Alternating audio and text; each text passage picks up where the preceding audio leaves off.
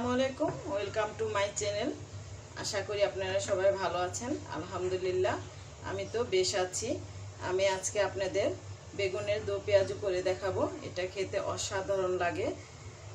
আপনারা যারা এটা এখনো রান্না করে খান নাই, এইভাবে করে চেষ্টা করবেন রান্না করে খাওয়ার জন্য। দেখবেন এটা কত মজার। আর যদি আমার এই রান্নাটা ভালো লেগে থাকে অবশ্যই আমার চ্যানেলকে সাবস্ক্রাইব করবেন, করে আমাকে পাশে থাকার সুযোগ করে দিবেন। পাশে থাকা বেল আইকনটা একটু ক্লিক করে দিবেন, যাতে করে আমার রেসিপিগুলো দেওয়ার সাথে সাথে আপনাদের কাছে পৌঁছে যায়। এখানে আমি 350 গ্রাম বেগুন নিয়েছি, যেটা গোল বেগুন কালো, সেই বেগুনটা নিয়েছি। আর আমি এরকম সাইজ করে কেটে নিয়েছি। দেখেন, এখন এটা আমি মশলা দিয়ে মাখাবো। এখানে আমি নিয়েছি হাফ টিস্পুন হলুদ, হাফ টিস্পুন ধনে গুঁড়া, হাফ টিস্পুন মরিচ আর স্বাদ অনুযায়ী লবণ। সবগুলো মশলা আমি সামান্য পানি দিয়ে একটু মেখে নিব।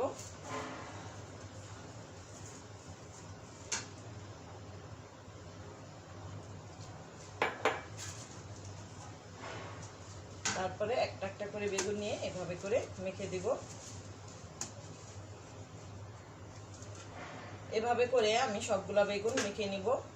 সবগুলো বেগুন মাখা শেষ। এখন আমি এটা 5 মিনিটের জন্য রেখে দিব এভাবে। তারপরে এটা ভেজে নেব।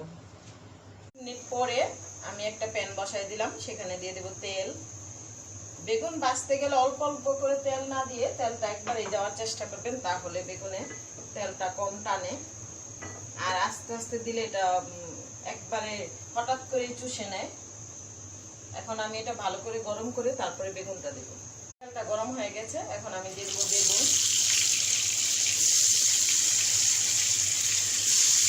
মিডিয়াম হিটে বেগুনগুলো আমি ভেজে নেব।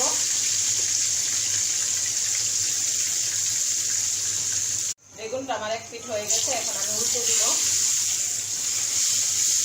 দেখেন, আমি যেটা বলেছিলাম যে তেল বেশি দিলে বেগুনের তেলটা চুষে নেয় না, ঠিক তাই হয়েছে। তেলটা কিন্তু পুরোপুরি রয়ে গেছে। আর আমি অত একটা বেশিও দেইনি, মিডিয়াম মতোই দিয়েছি।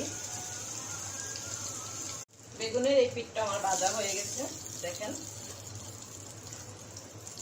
এখন আমি এটা উঠিয়ে নেব। বেশি একটা ভাজবো না, কারণ এটা আমি আবার রান্না করবো, দো পেঁয়াজি করবো যেহেতু।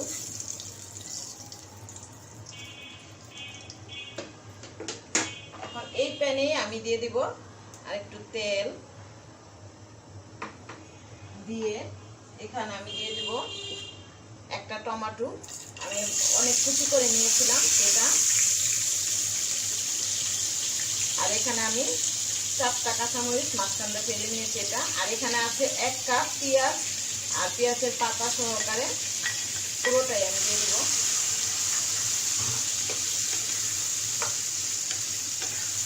এখন এটা একটু ভালো করে নেড়ে চেড়ে কষিয়ে নেব।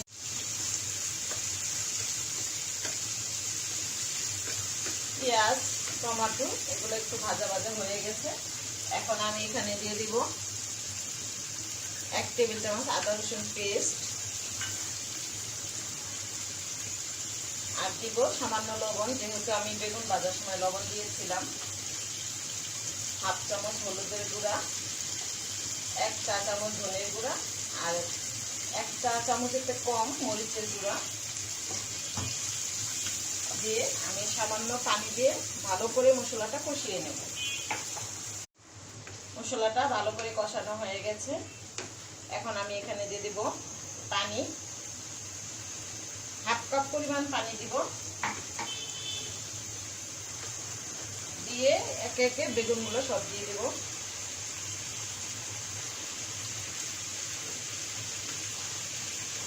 বেগুনগুলো সব দেওয়া শেষ। এখন আমি এখানে দিয়ে দিব 4-5টা কাঁচামরিচ। এটা শুধুমাত্র ফ্লেভারের জন্য দিব, এটাতে কোনো ঝাল আসবে না। এখন এটা ঢেকে দিব।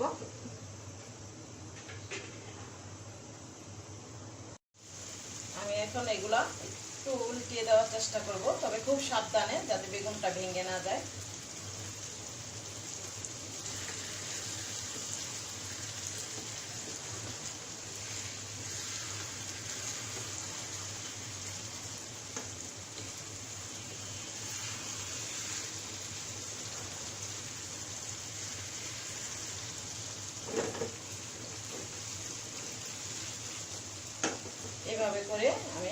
উল্টিয়ে দেব। আর এখানে দিয়ে দিব আমি ধনেপাতা।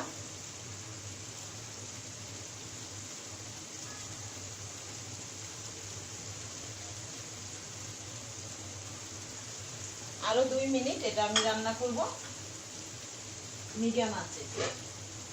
এখন 2 মিনিটের জন্য আমি ঢেকে দিচ্ছি। 2 মিনিট পর ফিরে আসলাম। আমার দো পেঁয়াজুটা রেডি। দেখেন তেল উপরে উঠে এসেছে। আপনারা এটা একবার হলেও ট্রাই করবেন, করে আমাকে লাইক ও কমেন্টের মাধ্যমে জানাবেন। আর অবশ্যই আমার চ্যানেলকে সাবস্ক্রাইব করে আমাকে পাশে থাকার সুযোগ করে দিবেন। আমি এবারের মতো বিদায় নেব। সবাই ভালো থাকবেন। আমার পরিবারের জন্য সবাই দোয়া করবেন।